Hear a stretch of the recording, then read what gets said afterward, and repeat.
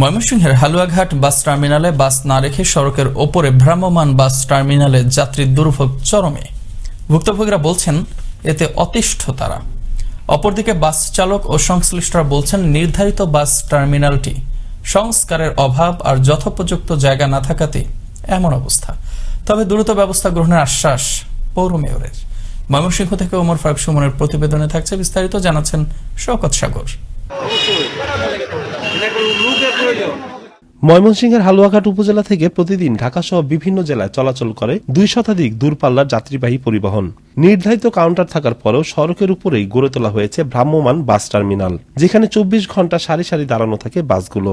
বিশেষ করে রাতের চিত্র বেশি ভয়াবহ।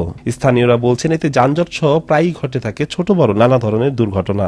আমরা তো চাই যে স্ট্যান্ডটা পাকা হোক কিংবা একটু বড় হোক, গাড়িগুলো যাতে রুটঘাট জাম না হয়, ভিতরে যেন আমরা গাড়ি রাখতে পারি। টার্মিনালে কোনো গাড়ি রাখার পরিবেশ নেই, গাড়ি তো থাকে না, রাস্তাঘাটে গাড়ি রাখে, যানজট হয়, রাস্তাঘাটে স্কুল কলেজে পোলাপান যাইতে পারে না, আমরা চলাচল করতে পারি না। গাড়ি রোডের মধ্যে একটা সামনে একটা ছোট গাড়ি আগে, পিছনে একটা বড় গাড়ি ছোট গাড়ি ফলো করে না, ভিতরে গাড়ি ফটলে ঢুকিয়ে এর মধ্যে ঢুকিয়ে হলো।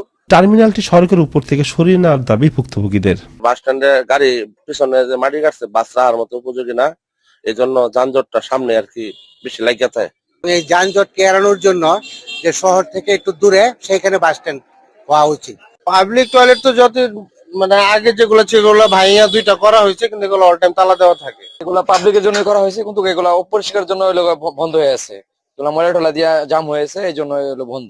অনেক যাত্রী আসে অনেক দূর থেকে, আইসা একটু বসবে, বসার পরে যদি টয়লেটে না যেতে পারে তাহলে তাদের একটা অস্থিরতা লাগবে। নির্ধারিত টার্মিনালটি সংস্কার না করার যথোপযুক্ত জায়গা না থাকায় সড়কের উপর বাধ্য হয়ে বাস রাখতে হয় বলে দাবি পরিবহন সংশ্লিষ্টদের। জায়গা স্বল্পতার কারণে, বাস স্ট্যান্ডে জায়গা না থাকার কারণে গাড়ি ভিতরে ঢুকতে পারে না। টার্মিনালে যে জায়গা আছে ওখানে আমাদের শ্যামলী এবং ইমাম 2টা সার্ভিসের গাড়ি কোনো অবস্থাতেই মানে ওখানে রাখা যাচ্ছে না। শুধু হচ্ছে বাসগুলো রাস্তায় রাখতেছে, ওই কাজটা অনেকদিন ধরে হইতেছে, মাটি কাটছে প্রায় 6 মাস হয়ে গেছে। আর ভিতরে যখন জায়গা হয়ে যাব তখন আমাদের গাড়িগুলো রুটে থাকবে না। এদিকে বাসগুলো সরিয়ে নির্ধারিত টার্মিনালে স্থানান্তরের প্রক্রিয়া চলছে বলে জানান এই জনপ্রতিনিধি।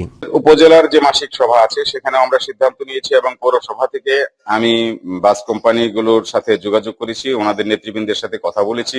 তারা এটাকে একটা সুশৃঙ্খল ব্যবস্থাপনার মধ্যে নিয়ে আসার জন্য আমি আশাবাদী যে এবার আমরা এটাকে একটা সুশৃঙ্খল ব্যবস্থাপনার মধ্যে নিয়ে আসবো, যাতে জনগণ এই দুর্ভোগে আর না পড়ে। খুব শিগগিরই টার্মিনালটি সংস্কার করে সড়কের উপর থেকে ভ্রাম্যমাণ বাস টার্মিনাল সরিয়ে নিলেই কমে আসবে যানজট, কমে আসবে ভোগান্তি, এমনটাই মনে করছেন সচেতন মহল।